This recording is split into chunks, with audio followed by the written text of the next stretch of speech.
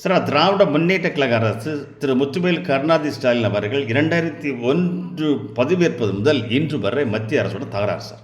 எப்பவுமே சண்டை போட்டுருக்கிறார் சார். எதற்கெடுத்தாலும் குற்றச்சாட்டு, எதற்கெடுத்தாலும் பிரச்சனை. ஆளுநரை மதிப்பதே இல்லை. 4 வருஷமாக வரார் சார். ஆண்டினுடைய தொடக்கத்தில் நம்முடைய முதல் உரையை ஆற்ற வருகிறார். ஆனால் அந்த ஆளுநர் சொல்லுகிறார், நீங்கள் தேசிய கீதம் பாடுங்கன்னு சொன்னால் பாட மாட்டேங்கிறாங்க. அவர் வந்தார், சால்வை போட்டாங்க, அந்த புக்கு கொடுக்குறீங்க. அவர் பேசுகிறார்ல சார், அவர் என்ன பேசுகிறார், நீங்கள் என்ன பேசுனீங்கன்னு ஒரு லைவ் வேணும் இல்லை? நீங்கள் தேர்தல் அறிக்கை சொல்லிருக்கீங்க இல்லையா, லைவ் போடணும்னு சொல்லியிருக்கீங்க இல்லையா, ஏன் லைவ் கொடுக்க மாட்டேங்கிறீங்க? மக்கள் தெரிஞ்சுக்கிடுவோமே. 234 சட்டமன்ற உறுப்பினர் இருக்காங்க இல்லையா, மக்கள் தான் தேர்ந்தெடுத்திருக்காங்க. மக்கள் அந்த எம்எல்ஏக்கள் என்ன செய்கிறாங்கன்னு மக்கள் தெரிய வேண்டாமா? ஏன் சொல்ல விட மாட்டேங்கிறீங்க? ஏன் அந்த லைவ் டெலிகாஸ்ட் ஏன் நேரடி ஒளிபரப்பு ஏன் பண்ண மாட்டேங்கிறீங்க சார்? நீங்கள் தேர்தல் வாக்கு சொன்னீங்க இல்லையா, 520 தேர்தல் வாரத்தில் இந்த தேர்தல் வாக்குறுதியும் ஒன்றும் இல்லையா? நீங்கள் டைரக்டாக நேரடி ஒளிபரப்பு சார்? இல்லை சார். நேற்று நடந்த அந்த ஆளுநருடைய நிகழ்ச்சி, அந்த உரையை உண்மையில் அவர் என்ன பேசினார், ஏது பேசினார் ஒரு வீடியோ இல்லை சார். பிளாக் பண்ணுறாங்க, ஸ்டாப் பண்ணிட்டாங்க. அவருடைய மைக் ஆஃப் பண்ணியிருக்காங்க சார். ஆளுநர், இந்த சபையினுடைய தலைவர், ஸ்பீக்கர் திரு அப்பா அவர்கள், முதல்வருக்கும் அவர்தான் தலைவர். ஆனால் அந்த சபைக்கு ஆளுநர் வந்துவிட்டால் ஆளுநர் கீழே தான் எல்லாருமே. ஆளுநர் பேசும்போது மற்றவர்கள் யாரும் பேசக்கூடாது. அது சட்டம் இருக்கிறது, அரசியல் அமைப்பு சட்டம் கொடுத்திருக்கிறது. ஆளுநர் பேசும்போது ஸ்பீக்கர் அப்பா அவர்கள் இடையில் மறித்து பேசுவதால் இவருடைய மைக்கு துண்டிக்கப்படுகிறது. ஏன்னு கேட்டால், ஸ்பீக்கர் திரு அப்பா அவர்கள் பேசுவது தெளிவாக கேட்கணும், சபாநாயகர் பேச தெளிவாக கேட்கணுங்கிறதுக்காக ஆளுநருடைய மைக்கு ஆஃப் பண்ணதாக நேற்று சொல்கிறாங்க அந்த சட்டமன்றத்தினுடைய அலுவலக செயலாளர்கள். எதுக்கு நீங்கள் மைக் ஆஃப் பண்ணுறீங்க? ஏன் லைவ் பண்ண மாட்டேங்கிறீங்க சார்? பொய்யா தப்பா நீங்கள் எழுதி கொடுக்குறீங்க. அவர் எப்படி பேசுவார், எப்படி சட்டமன்றம் சொல்வார்? கொலையில் தமிழகம் முதலிடமாக இருக்குதா? நீங்கள் 13 குற்றச்சாட்டு சொல்லிருக்கிறார் சார். நீங்கள் மைக் ஆஃப் பண்ணுறீங்க. ரெண்டாவது, கடந்த 4 முறையும் நீங்கள் தேசிய கீதம் பாடலை. போதைப் பொருளை தமிழகத்தில் 20,000 மாணவர்கள் தற்கொலை செய்கிறாங்க. 4ஆம் இடத்தில் இருந்த முதலீடு இப்பொழுது 6ஆம் இடத்திற்கு இறங்கியிருக்கிறது. பாலியல் கொடுமை ஜாஸ்தியாக இருக்கிறது. குறிப்பாக தலித் பெண்களுடைய பாலியல் அதிகமாக இருக்கிறது. நீங்கள் கல்லூரியினுடைய பேராசிரியருடைய எண்ணிக்கை 5% காலியாக இருக்கிறது. இப்படி ஏராளமான கிட்டத்தட்ட 13 குற்றச்சாட்டுகளை சொல்லியிருக்கிறார் சார். ஏன் இதுக்கு நீங்கள் பதில் சொல்கிறதுக்கு திராவிட முன்னேற்ற கழக அரசு பதில் சொல்ல மாட்டேங்குது.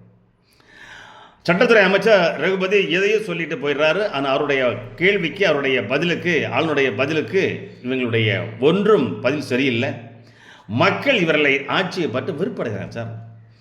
60 மாத ஆட்சியில் 58 மாதம் முடிஞ்சிட்டு திராவிட முன்னேற்ற கழக அரசுக்கு. திராவிட முன்னேற்ற கழக அரசு என்ன செய்திருக்கிறது? மத்திய அரசிடமிருந்து எப்பொழுதும் மோதல் போக்கையை எதிர்த்து கொண்டே இருக்கிறது இந்த திராவிட முன்னேற்ற கழக முத்துவேல் ஸ்டாலின் அரசு. இணைந்தே போக மாட்டேன். எப்படி சார் திட்டங்கள் தமிழ்நாட்டுக்கு வரும்? மத்திய அரசை நீங்கள் 24 மணி நேரமும் எதிர்த்துக்கொண்டே இருந்தால், நீங்கள் வந்திலேருந்தே ஒன்றிய அரசு வசப்பட ஆரம்பிச்சிட்டிங்க. ஒன்றிய அரசு. இதற்கு முன்பு கருணாநிதி அவர்கள் இருந்தபோதெல்லாம் மத்திய சர்க்கார், மத்திய அரசாங்கம் சொல்வார். திரு முத்துவேல் கருணாநிதி செல்வம் வந்த பிறகு ஒன்றிய அரசு என்று நீங்கள் வசைப்பட ஆரம்பித்து விட்டீர்கள். மரியாதை கொடுப்பதில்லை, மத்திய அரசுக்கு நீங்கள் மதிப்பதில்லை. டெல்லி எங்கே இருக்கிறது சொல்கிறீர்கள். ஆளுநருக்கு மதிப்பில்லை, ஆளுநரை ஓட விரட்டுகிறீர்கள். ஆளுநர் சொல்கிறார் தேசிய கீதம் போடுங்கள், பாடுங்கள் என்று சொல்கிறார். 4 முறை சொன்ன போகிறோம், 4 வருஷம் சொல்லியிருக்கார் சார். ஏன் சார் செய்ய மாட்டேங்கிறீங்க? தேசிய கீதம் பாடுவதில் உங்களுக்கு கஷ்டம் சார். நீங்கள் அப்போ சுதந்திரம் வேணான்னு சொன்னீங்க. திகா, திராவிட முன்னேற்ற கழகம், பெரியார் என்ன சொன்னீங்க? இவர் ராமசாமி சார் திராவிடம் சுதந்திரம் வேணான்னு சொன்னீங்கல்ல, அதெல்லாம் பழைய கதை சார். இப்போ அதையே நீங்கள் பின்பற்றிக்கிட்டு தேசிய கீதம் சட்டமன்றத்தில் ஒலிப்பதற்கு ஏன் தடையாக இருக்கிறீர்கள்? ஏன் ஆளுநர் பேசும்போது மைக்கை ஆஃப் செய்கிறீர்கள்? ஏன் ஆளுநருடைய பேச்சில் இடையில இருக்கிறீர்கள்? என்ன நடந்தது என்று ஏன் நேரடியாக ஒளிபரப்பவில்லை தொலைக்காட்சியில்? 13 குற்றச்சாட்டு சொல்லிருக்கார் சார். சண்டை போட்ட அரசு வேண்டாம் சார். எப்போ பார்த்தாலும் திமுக அரசு மத்திய அரசோட சண்டை போட்டு இருக்கு சார். மக்கள் நலன் ஒன்றுமே செய்யலை சார். எதுக்கெடுத்தாலும் மத்திய அரசை குற்றம் சொல்லி கொண்டு இருக்கிறீங்க. நீங்கள் கடந்த 52 மாதங்களில் தமிழக அரசுக்கு நீங்கள் என்ன செய்தீர்கள்? தமிழக மக்களுக்கு என்ன செய்தீர்கள்? தமிழர்களுக்கு என்ன செய்தீர்கள்? மத்திய அரசிடம் என்னென்ன திட்டங்களை பெற்று வந்தீர்கள்? என்னென்ன நலத்திட்டங்களை மத்திய அரசின் மூலம் தமிழகத்தில் அமல்படுத்தினீர்கள்? திட்டத்தை தீட்டினீர்கள், செயல்படுத்தினீர்கள்? ஒன்றும் இல்லை சார். எப்போ பார்த்தாலும் குறை சொல்லிகிட்டே இருக்கிறீங்க. சண்டை போடுறான்டா சார், எப்பவும் சண்டை போட்டு அரசுக்காக சார் உங்களுக்கு தேர்ந்தெடுத்தாங்க. 58 மாதமாக நீங்கள் மத்திய அரசு சண்டை போடுறீங்களா? நீங்கள் மத்திய அரசோடு சண்டை போட வேண்டும், மத்திய அரசை எதிர்த்து பேச வேண்டும், மத்திய அரசை எதிராக குரல் கொடுத்து கொண்டு இருக்கிற வேண்டும்னே அவங்களுக்கு ஆட்சி கொடுத்தாங்க, சண்டை போடுறதே கொடுத்தாங்க. இணைந்து பணியாற்றி மக்களுடைய தமிழகத்தினுடைய நிறைகளை நிவர்த்தி பண்ணணும் இல்லை சார், சரி பண்ணணும் இல்லையா? சண்டை போடுறா சார். இப்பொழுது இவங்க சண்டை போட்டு கொண்டு இருக்கின்ற அந்த திராவிட முன்னேற்ற கழகம் நமக்கு வேண்டாம் சார். 1008 பிரச்சனைகள் இருக்குது நமக்கே. 1008 தமிழகத்தில் பிரச்சனை, அந்த பிரச்சனைகளை தீர்வு காணணும், செயல்படுத்தணும், ஒரு நல்லாட்சி வர வேண்டும்.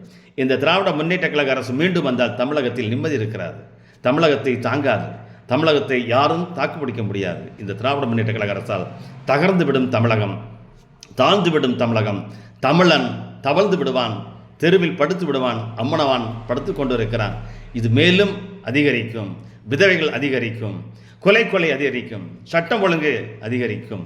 இதையெல்லாம் நாம் தடுக்க வேண்டுமென்றால் 2026 நடைபெறுகின்ற சட்டமன்ற பொதுத் தேர்தலில் ஒரு புதிய அரசை, ஒரு மாற்று அரசை நாம் தேர்ந்தெடுக்க வேண்டும். மீண்டும் இந்த திராவிட முன்னேற்ற கழக அரசு ஆட்சிக்கு வரும் பட்சத்தில் தமிழகம் தாங்காது, தமிழக மக்கள் தாங்க மாட்டார்கள், தமிழர்கள் வீழ்த்து விடுவார்கள். அதற்கு ஒவ்வொரு தமிழக வாக்காளர்களும் உடந்தையாக இருக்கக்கூடாது. இந்த திராவிட முன்னேற்ற கழக இண்டி கூட்டணியை மொத்தமாக வருகின்ற சட்டமன்ற பொதுத் தேர்தலில் வீட்டுக்கு அனுப்புவோம் என்று ஒவ்வொரு வாக்காளர்களும், ஒவ்வொரு பெண் வாக்காளர்களும், ஒவ்வொரு ஆண் வாக்காளர்களும், ஒவ்வொரு இளைஞர்களும் இளைஞர்களும், ஒவ்வொருத்தரும் சான்றோரும் ஆண்டோரும் பெரியவர்களும் வாக்காளர் பெருமக்கள் அனைவரும் ஒற்றை குரலில் இந்த இண்டி கூட்டணியை, திராவிட முன்னேற்ற கழக அரசை வீட்டுக்கு அனுப்புவோம் என்று சபதம் ஏற்போம். சண்டை போடுகிற ஆட்சி வேண்டாம், சண்டை போடுகிற கட்சி வேண்டாம், மத்திய அரசுடன் இணக்கமான ஒரு நல்ல அரசை நாம் தேர்ந்தெடுப்போம். எப்பொழுதுமே சண்டை போடுகின்ற திராவிட முன்னேற்ற கழகத்தை வீட்டுக்கு அனுப்புவோம். நன்றிகள் பல.